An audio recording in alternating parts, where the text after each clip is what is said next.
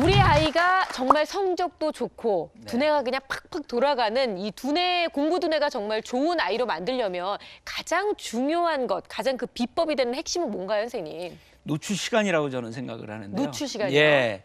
우리가 영유아 시기의 뇌는 사실은 뭐 시각, 청각 혹은 뭐 감정 또 언어 이런 것들이 한꺼번에 발달을 합니다. 네. 그래서 시기를 놓치지 않는 게 중요하고요. 또 너무 과잉 자극이 아니라 적당한 자극이 중요하지만 공부 두뇌에서는 두뇌가 부분적으로 발달을 하기 때문에 얼마만큼 노출되느냐가 중요합니다. 이제 그런 점에서 그 5,000시간이라는 시간이 상당히 중요한 의미가 있죠. 네. 에릭슨이라는 이제 심리학자가 이제 그런 조사를 했는데요. 바이러니스트를 세계적인 바이러니스트가 있고요. 영재 바이러니스트가 있고 그다음에 음악 교사, 네. 바이러니를 할 줄 아는 음악 교사를 조사를 했어요. 그래서 이분들이 영유아 시기부터 연습을 몇 시간 했나 조사를 했더니요. 세계적인 바이러니스트는 전부 10,000시간 이상 다 넘었다는 네. 거죠. 근데 영재 바이러니스트는 5,000시간이 다 넘었다는 거예요. 근데 우리 그 교사들, 음악 교사들은 평균이 4,000시간이었다는 거죠. 결국은 시간이 상당히 중요한 거죠. 그래서 그 신경학자인 그 다니엘 레비턴이라는 분이 계셨는데 그분이 바이론뿐만 아니라 다른 분야, 예를 들어서 독서라든지 아니면 글쓰기라든지 네. 수영, 뭐 스케이트, 뭐 이런 것까지 다 조사를 했어요. 소설 쓰는 거 이런 것까지 다 조사를 했는데 결국은 10,000시간 이상 노출이 돼야지 세계적인 수준에 올라간다는 거죠. 그게 바로 이제 10,000시간의 법칙이 되는 네. 겁니다. 그럼 이제 적어도 잘 하게 되려면 5,000시간 이상 이렇게 말씀을 그렇죠. 하신 거잖아요. 한 과목에 5,000시간 돼야지 예를 들어서 국어에 대해서 영재가 되려면 네. 국어에 5,000시간 노출이 돼야지 영재 수준에 도달할 수 있다는 거죠. 그렇군요. 근데 요즘 뭐 초등학생들 또 중학생, 고등학생들 보면 학교에 갔다 돌아오는 시간 이렇게 세봐서 공부하는 시간이 몇 시간 5,000시간은 선생님 문제 없이 그냥 거뜬히 다 채울 수 그렇습니까? 있을 것 같거든요. 예, 사실 아이들이 이제 공부하는 시간이 많은 거는 사실인데 집중하는 시간은 조금 한계가 있고요. 네. 물론 완벽하게 몰입해서 집중하는 시간을 의미하는 건 아니지만 어느 정도 그 분야에 집중해야 되는 거고 또 과목별로 이것은 5,000시간입니다. 따라서 네. 과목이 여러 가지라고 하면 그거에 대한 5,000시간이기 때문에 상당히 어렵죠. 답답해라. 그리고 네. 5,000시간에 도달을 하려면은요. 네. 어떻게 해야 되냐면 하루에 3시간씩 네. 예, 그러면 한 일주일에 한 20시간 정도 될 거 아닙니까? 그렇죠. 그러면 5년 내지 7년이 걸려야지 5,000시간에 도달하시고요. 10,000시간에 도달하려면 10년이 걸려야 되는 거죠. 한 과목당 그렇게 투자를 해야 되는 거니까 쉽지는 않죠. 따라서 자기가 어떻든 뭐 좋아하든지 잠재력이 있는 분야는 5,000시간 노출이 될 수 있지만 네. 그렇지 않은 분야는 좀 어렵다는 거죠. 그래서. 야, 과목이 한두 가지가 아닌데 그 과목 중에 한 과목이라도 네. 하루에 3시간을 정말 하루도 안 빼놓고 해야지 5년이 돼야지 5,000시간이 된다. 네. 이거는 정말 좀 어느 정도는 타고나야 된다라는 그렇죠. 생각이 드니까 이 과목을 굉장히 좋아해야지 이거 꾸준히 이렇게 할 수 있는 거죠. 예, 네. 좋아해야 되고요. 네. 좋아하는 것만으로는 또 안 돼요. 사실은 이 어떤 과목이든지 쉽거나 아니면 뭐 비슷한 것을 지속적으로 하면 아이들이 별로 새로운 것이 없으면 재미없어 네, 하잖아요. 흥미가 그러니까 없죠. 네. 부모님이 스파링 파트너가 돼가지고 사실은 관리를 해줘야 돼요. 더 높은 단계의 것을 자꾸 제시를 해서 네. 관리가 돼야 되는 거죠. 아니 근데요, 선생님 스스로 공부하는 것을 좋아라 하는 아이는 모든 부모님들의 로망이거든요. 네. 소원이에요. 이런 아이가 세상에 어디 있을까? 근데 사실 교수님께서도 공부가 좋아서 하신 건 아니잖아요. 그렇죠. 어떻게 좋아하게 만들 수 있는 건가요? 일단은 사실은 아이가 좋아하는 분야나 잠재력이 있는 분야를 부모님이 관심을 가지고 이제 확인을 해야 되는 네. 거죠. 그래서 보통 저희는 한 2, 3학년 때 되면 아이가 잠재력 분야가 나타납니다. 예를 들어서 뭐 수학에 잠재력이 있다든지 아니면 자연 관찰에 뭐 상당히 잘하를 한다든지 언어가 뛰어난다든지 또 음악이 뛰어난다든지 뭐 이런 아이들이 있거든요. 그렇죠. 그러면 그런 분야를 찾아내야 된다는 거죠. 관심을 가질 수도 있고 뭐 다중지능 검사를 할 수도 있고 혹은 적성 검사를 하든지 네. 어떻든 그런 잠재력을 찾아내서 자기가 잠재력이 있으면 아이들이 대개는 그걸 좋아하게 되고요. 또 그것을 중심으로 이제 교육을 하게 되면 충분히 5,000시간 노출이 가능하다라고 하는 거죠. 네. 근데 어떻게 보면 전혀 뭐가 이렇게 특출나게 잘하는 게 없는 것 같은 아이들도 있잖아요. 그렇죠. 얘는 대부분이죠. 뭔가 관심이 없어. 이런 애들은 어떻게 해야 돼요, 선생님? 일단 뭐가 관심이 없다라고 하는 것은 이제 자기가 좋아하는 분야를 이제 찾아줘야 되는 거죠. 네. 그러니까 자기가 좋아하는 분야를 찾아주는 방법은 이제 여러 가지가 있지만 사실은 뇌라고 하는 것이 뭐 이제 일종의 컴퓨터잖아요. 그런데 그 컴퓨터라고 하는 것은 전기가 네. 뭐 이렇게 돌아가야지 컴퓨터가 돌아가는 거 아니에요. 그렇죠. 그렇죠. 네. 전기 같은 역할을 이제 부모님들이 해줘야 되는데, 근데 그게 이제 말하자면 우리가 공부 호르몬이라고 하는 그 전기가 돌아가게끔 하는 역할을 하는데 저희가 이- 오늘 얘기할 그 핵심. 예, 핵심이죠. 네. 그 공부 호르몬은 음식이라든지 아니면 감정 상태라든지 아니면 부모님의 관심이라든지 아니면 교육 방식에 따라서 쉽게 바뀔 수가 있는 거거든요. 그래서 부모님이 관리를 하고 아이가 좋아하고 잘하게끔 하는 그런 분위기를 만드는 게 중요하다는 거죠. 네. 그러면 뭐 호르몬이라는 건 사실 사람 인체에 굉장히 여러 가지가 있는 걸로 알고 있는데요. 네. 공부와 관련된 공부 호르몬은 뭐 몇 가지 정도가 있습니까? 우리가 이제 그 뇌 호르몬이라고 그래서 우리가 신경 전달 물질이라고 그러는데 한 50개 정도가 있습니다. 근데 네. 이제 공부와 관련된 것들은 한 5가지가 있죠. 뭐 대표적인 그 신경 전달 물질은 뭐 노르에피네프린이라고 그래서 집중력과 관련된 것들도 네. 있고요. 또 그 엔돌핀이라고 그래 가지고 우리가 이제 보통 그 그러니까 어떤 것을 갖다가 의욕적으로 할 때 그 학습 동기와 관련된 것도 있고요. 네. 세로토닌이라고 해서 정서를 안정시키는 신경 전달 물질도 있고 또 기억과 관련된 그 신경 전달 물질이 있습니다. 그 아세틸콜린이라는 거고요. 네. 우리가 또 잘 아는 게 있죠. 도파민이죠. 도파민. 도파민이라고 하는 것은 자기가 어떤 것을 의욕적으로 하고 또 창의력을 발휘하고 이런 호르몬이어서 그런 5가지 공부 호르몬을 관리를 해줘야 되겠죠. 네, 그렇군요. 그럼 그 중에서 저 가장 뭐 5개가 다 중요하겠지만 제가 보기에는 도파민도 상당히 중요할 것 같은데. 예. 그리고 도파민은 보통 어머니들이 아마 아실 거예요. 기사 같은 거 보시면 무슨 뭐 중독하면은 그렇죠. 도파민이 네. 꼭 네. 나오잖아요. 그렇죠. 그러니까 그래서 도파민 그 중독과 관련 도파민이 왜 공부랑 관련이 있을까? 네. 좀 의아하게 생각하실 분도 있을 것 같아요. 예. 도파민의 이제 그 특징 중에 하나는 끊임없이 올라간다는 겁니다. 예를 들어서 세로토닌 같은 경우에는요, 뭐 햇빛을 받거나 뭐 그러면 올라가거든요. 근데 어느 정도 올라가면 항상성이라는 게 있어요. 그래서 더 이상 올라가지 않게 하는 예. 거죠. 근데 도파민이라는 호르몬은 끊임없이 올라가는 거예요. 그러니까 사실 공부도 끊임없이 해야 되는 거 아닙니까? 그러니까 그렇죠. 5,000시간이나 10,000시간 노출되는 것도 끊임없이 해야 되는 거죠. 그런 의미에서는 도파민은 끊임없이 올라가기 때문에 그것을 공부에 이용을 할 수가 있는 여지가 있는 거죠. 더구나 이제 그 도파민 같은 경우에는 어떻든 간에 이 사람이 기분 좋거나 아니면 뭐 새롭거나 어떻든 이런 것들하고 관계가 돼 있고요. 네. 또 이것이 그 기분이 좋거나 이런 것들을 아이들이 경험을 하게 되면 그것이 이마엽으로 올라갑니다.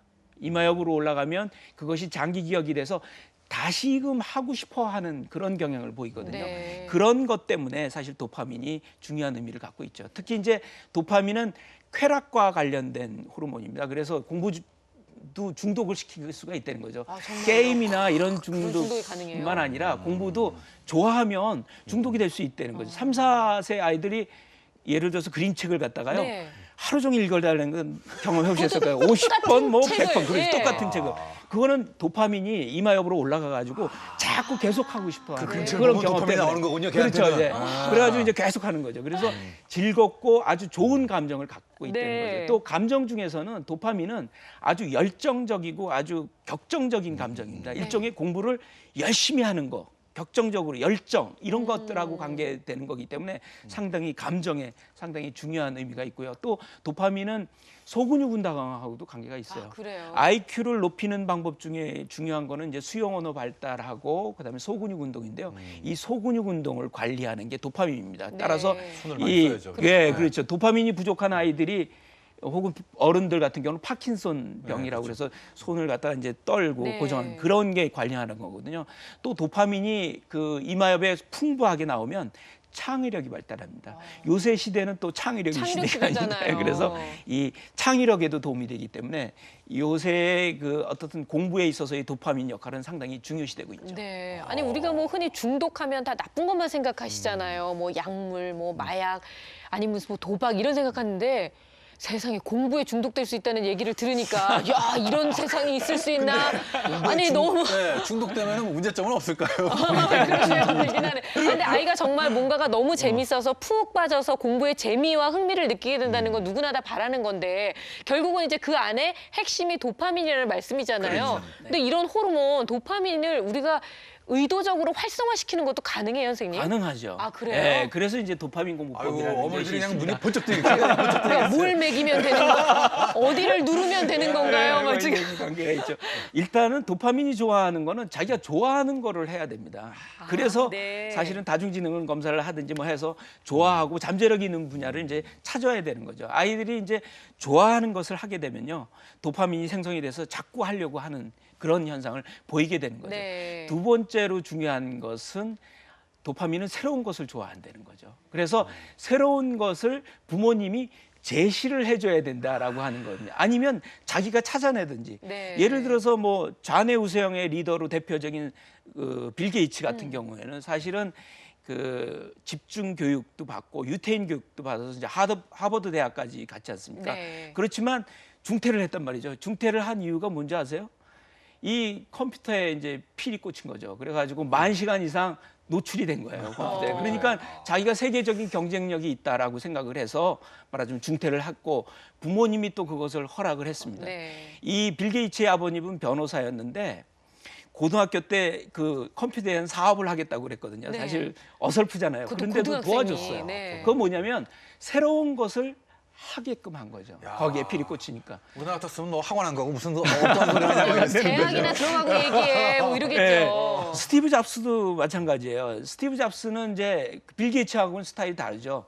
그 우뇌우세형의 대표적인 이제 리더가 이제 스티브 잡스인데, 스티브 잡스는 부모님이 양부모셨잖아요. 그런데 네. 양부모셨는데 고등학교만 나오신 이제 부모님이셨어요. 네. 근데 원래 생부모님들은 대학원을 나오신 분이셨거든요. 네네. 그래가지고 애를 키울 때 방목을 했어요. 어떻게 방목을 했냐면 아이가 자기들보다는 머리가 좋다고 생각을 한 거예요. 네. 그리고 성취력이나 이런 것들이 뛰어나고 그러니까 우리가 참견하기보다는 아이가 스스로 하는 게 더 알아서, 좋겠다라고 네. 생각을 한 거예요.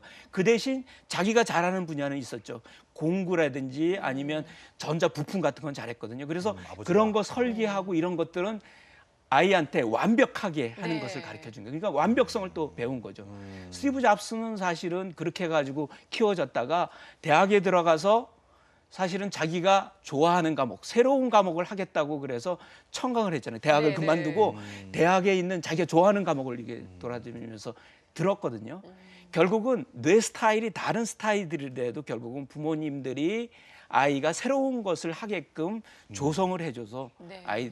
그 아이들이 이제 세계적인 리더로서의 역할을 하게 되는 거죠. 그러니까 오늘 여기까지만 얘기를 들어도 엄마들이 오해를 풀어야 돼요. 오늘 이 얘기를 들으면 그래 도파민을 활성화시켜서 수학 못하는 내 아들이 수학을 잘하게 될 거야. 이게 아니라 아이가 정말 좋아하는 것 네. 그리고 잘할 수 있는 것 또 새로운 것을 할 수 있게 하는 일단은 그런 마음을 바꾸는 것도 가장 기본적으로 그렇죠. 바탕에 깔려야 네. 될 것 같고요. 그리고 아이가 뭔가 새로운 것에 도전하려고 할 때 아직은 안 돼. 쓸데없는 짓 하지 마. 넌 대학부터 들어가야 돼. 이런 얘기를 하기보다는 뭔가 정말 말씀하신 빌 게이츠나 아니면 네. 스티브 잡스의 부모님들처럼 아이가 할 수 있게끔 자유롭게 놔두는 그런 환경이 참 중요하다는 생각이 들어요. 실제로 우리 주변에서도 이렇게 아이들한테 남다른 태도를 보이는 부모님들이 많이 계시다고 해서 저희가 따로 또 화면을 준비해 봤거든요. 이 부모님들의 태도를 또 유의 깊게 살펴보시기 바랍니다. 자존감이 높게 나왔던 3명의 아이들을 만나보죠. 세 아이의 높은 자존감은 자아에 대한 개념이나 공감 능력, 리더십, 성취욕 등에 그대로 연결되고 있었습니다. 그렇다면 이 아이들의 높은 자존감은 어떻게 형성되었을까요? 저는요 어릴 때도요 공부를 할 때는 하고요 놀 때는 실컷 놀아라 그래 나가서 바깥에 갔어요. 일단 하고 싶은 것을 최대한 허락해주는 전략이었군요. 하고 싶으면 하고 하기 싫으면 하지 말라고 그랬어요. 하기 싫으면 억지로 할 필요 없다고 그랬어요. 그렇지만 엄마가 너 하면은 그에 대한 책임은 내가 뒤는 봐준다 그랬어요. 무언가를 하다 틀려도 최대한 개입을 하지 않았다는 것도 이들의 공통점입니다.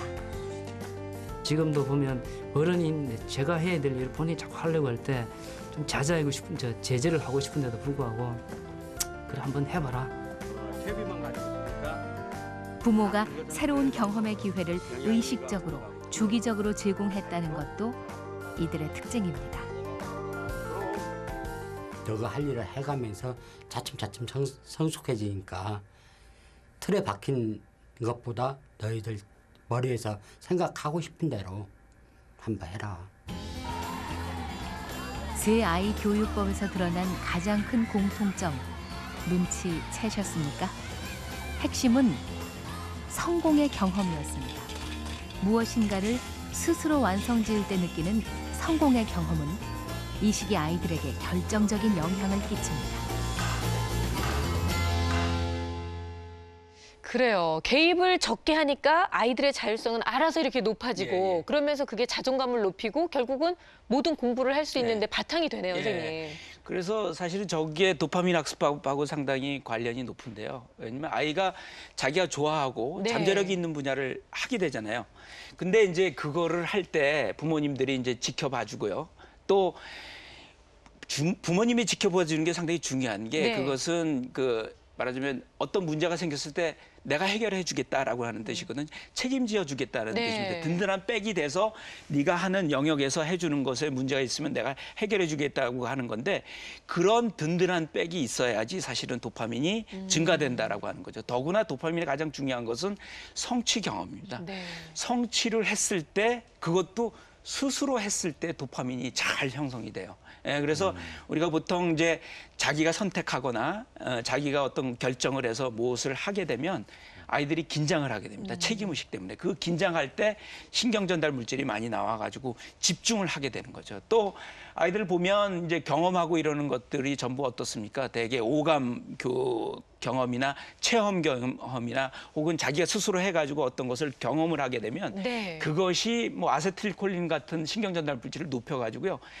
그 기억력을 상당히 높게 해준다라고 하는 거죠. 기억이 잘 된다라고 하는 거죠. 그런 효과 때문에 사실은 아이들이 기억력도 좋고 집중력도 높고요. 또 그러다 보면 또 다시 하고 싶어질 거 아닙니까? 그거로 인해서 그 분야에 숙련이 되니까 나는 이 분야에서는 최고야 네. 라는 것들이 생기거든요. 그것이 자존감을 형성하는 데 가장 중요하고요. 그게 결국은 성취 경험이 기본이 된다라고 하는 거죠. 근데 지금 말씀하신 거를 들어보면 성취를 할 때 도파민이 많이 나온다. 네. 근데 아까 도파민은 중독과도 관련이 있는 거잖아요. 근데 네. 중독의 특성을 보면 점점 더 강한 자극을 그렇죠. 그래야 얻어야지 이게 만족을 예, 하는데 그 맞습니다. 마찬가지로 이 공부에 있어서도 네. 성취를 해서 도파민이 막 나오려면 계속 성취의 단계가 점점 올라가야 되는 거죠. 높아져야 되는 거예요. 그게 핵심입니다, 네. 사실은요. 아이들이요, 공부를 시킬 때요, 자기 수준에 하거나 아니면 알고 있는 것을 가르치면 상당히 지루해하죠. 지루하죠. 네. 그래서- 뻔한 얘기 나오면. 예. 그렇지만 너 또 너무 높은 단계, 뭐 10단계 높은 단계를 하면 아이들이 좌절하죠. 하기 그거는 싫어지죠. 네. 그거는 선행학습이나 조기교육을 싫어하는 이유가 사실 그런 거 아닙니까? 그렇지만 자기 수준보다 1단계, 2단계 높은 단계를 과제를 제시하면 어떻겠습니까? 아이가 도전의식이 생기는 거죠. 그렇죠. 그리고 네. 의욕이 생기게 됩니다. 그래서 사실은 적당한 스트레스가 좋다는 거죠. 여기 도표를 보시면 네. 스트레스가 약할 경우에는 보면은 학습 성취도 오히려 높아집니다. 그렇지만 스트레스가 너무 높으면은 오히려 좌절을 하게 되는 거죠. 그래서 부모님이 스파링 파트너가 돼야 되는 거죠. 네.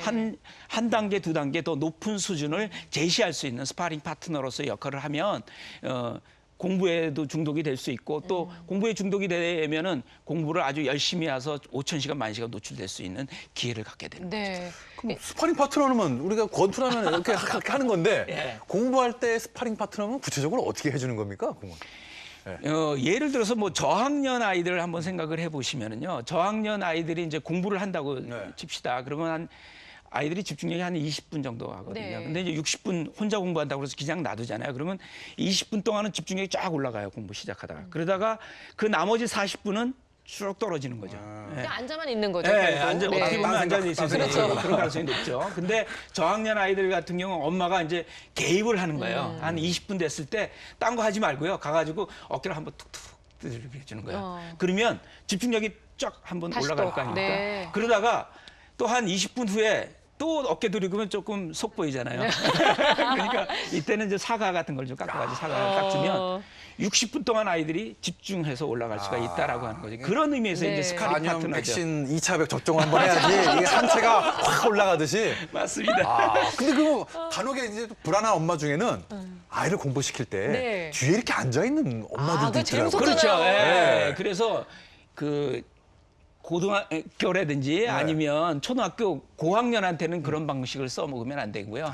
사실 저학년들은 집중력이 외부 자극에 의해서 주로 결정이 됩니다. 네. 예, 그리고 자기 의지력이 세려면 이제 초등학교 4학년은 돼야 되는 거니까요. 그 이전 단계에서는 부모님이 모르게 그런 식의 개입을 하면 오히려 집중력이 높아질 수 있다는 네. 거죠. 긴장을 하면 오히려 집중력이 높아지는 이유가 바로 그렇습니다. 적당한 긴장을 하면 요새 그 가수들 경연대회 보면 처음 나가면 항상 1등 하잖아요. 그렇죠? 네, 그러다가 자기 신경 쓰고 잘하는 자기가 거죠. 좋아하는 좀 된다 거 싶으면 한다 그러면 항상 꼴등을 해요. 자기 노래. 그게 바로입니다. 적당한 긴장은 오히려 집중력하고 기억력을 높여서 성취도를 높인다는 거죠. 네. 아니 지금 선생님 말씀 계속 듣다 보니까 예전에 우리 학습 컨설턴트 민성원 선생님 나오셔서 하실 때마다 I+1을 항상 하라고 그랬거든요. 내 아이의 능력보다 한 단계 높은 것을 늘 항상 그게 가르쳐라. 중요합니다. 예. 이게 바로 이제 도파민의 효과하고도 예. 좀 연결이 된다는 연관이 생각이 되는 좀 거죠. 들고요. 근데 사실은 아이들이 아까 화면에서도 봤지만 좋아서 저렇게 잘하는 건 너무 좋아요. 부모님들도 별로 개입하지 않아도 돼서 너무 좋기는 한데 그래도 여기에서 부모님들이 해야 될 역할은 좀 있을 것 같아요. 뭐 그렇죠. 칭찬이라든지 뭐 뭐 보상이라든지. 그렇죠. 칭찬이나 격려는 상당히 중요하고요. 네. 도파민 학습법에 있어서도 칭찬은 상당히 중요합니다. 여기 보시면 뇌 그림이네요. 예, 선생님. 뇌 그림인데 여기 배촉피계 영역이라고 그래서 아이가 이제 즐거운 거나 이런 이제 혹은 자기가 새로운 것을 갖다 이제 자극을 받잖아요. 네. 그러면 그게 측자액으로 갑니다. 근데 측자액에서는 어떤 보상을 받아야 돼요. 예를 들어서 이걸 하니까 기분이 좋다. 아니면 이걸 했더니 부모님이 뭘 상을 사줬다. 주더라. 네. 뭐 그러면 측자액이 만족이 되거든요. 그러면 이것이 앞이마염으로 올라가게 되는 거죠. 앞이마염으로 올라가게 되면 아이들이 반복을 하게 되는 그 의미가 있거든요. 그런 의미에서는 도파민의 학습법에 있어서의 네. 그 칭찬은 중요합니다. 그렇지만 칭찬이라는 것도 독이 될 수가 있잖아요. 그러니까요. 요즘 뭐 칭찬의 그렇죠. 역효과 이런 얘기 많이 맞아요. 하잖아요. 그런 얘기가 있습니다. 그러니까 칭찬을 할 때 예를 들어서 너 천재야. 너 머리가 좋아 식의 칭찬은 별로 좋지가 않다는 너 거죠. 진짜 똑똑한 것 같아. 네. 이렇게 이런 건 안 그건 좋다는 안 된다는 말씀이죠. 거죠. 제가 알고 있는 이제 음악 영재가 한 분이 있었는데 그 아이는 이제 어땠냐면 그 음악을 들었잖아요. 그러면 그것을 바로 피아노로 칠 수 있을 능력도 갖고 있고요. 또 음악을 들으면 춤을 아주 잘 춰요. 근데 이제 부모님이 어떤 칭찬을 했냐면 너 음악 천재야. 음악 영재야 칭찬을 했어요. 그랬더니 이 아이가 말하자면 자기가 잘하는 거를 하면 천재가 되는 거고요. 자기가 조금 도전을 해서 실패를 하면 그건 천재가 안 둔재가 되는 되는 거예요. 거죠. 그쵸. 그러니까 이 아이가 자기가 할 수 있는 것, 자기가 쉬운 것, 성공할 것만 하는 거예요. 그러니까 발전이 없는 거죠. 네네. 영재라고 하는 것은 어떻습니까? 더 고단위 기술을 갖다 계속 가르쳐야 되거든요. 부모님이 스파링 파트너가 돼서 한 단계 높은 단계를 아이를 파악하고 단계를 높여 제시를 해야 되는데 그렇지 않고 자기가 잘하는 것만 그냥 방치를 하다 보니까 7년 후에는 이 아이가 완전히 평범한 아이가 돼버렸어요. 그것이 바로 이제 부모가 도파민 학습법에 있어서의 역할이라고 볼 수가 있습니다. 그렇죠. 무조건적인 칭찬보다는 아이가 조금씩 발전해 나갈 수 있도록 뭔가 이제 조금씩 미끼를 던져가면서 예, 이제 그래서 해야 된다는 과정이나 이런 말씀이신데요. 것들을 칭찬을 해줘야 되는 네, 거죠. 그렇군요. 천재다라고 해야지. 네. 천재다 하면 안 된다는 네. 거죠.